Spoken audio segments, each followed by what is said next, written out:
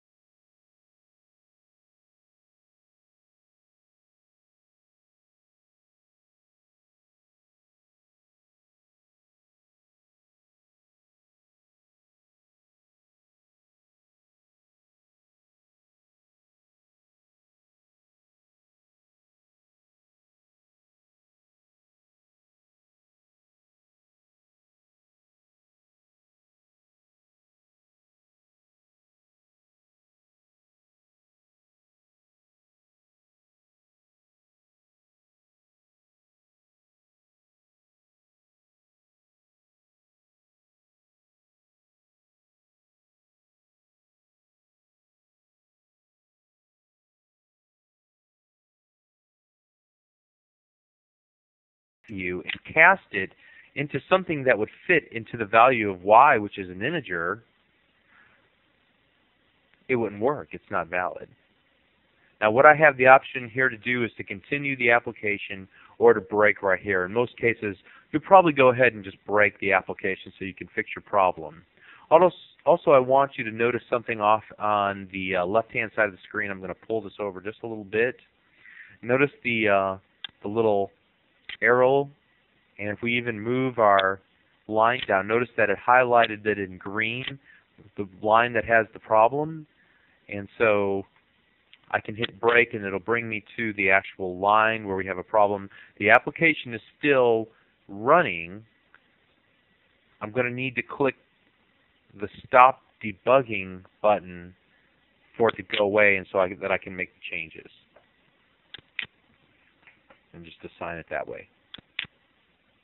So this is a very brief introduction to how to handle some of the initial problems that you're going to experience as you begin to develop applications. Don't get nervous. Read the problem. In the case of what we just had, let me just get back to that and run it again. I could hit the help.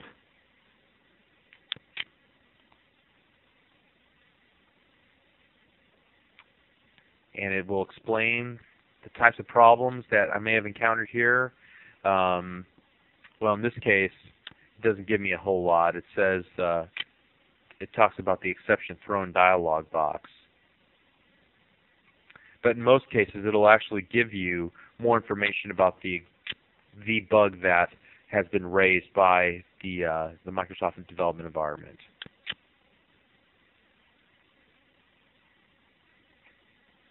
So that's it for this video. I hope that you learned a little bit more about how to handle things when they go awry within your application development. Thank you.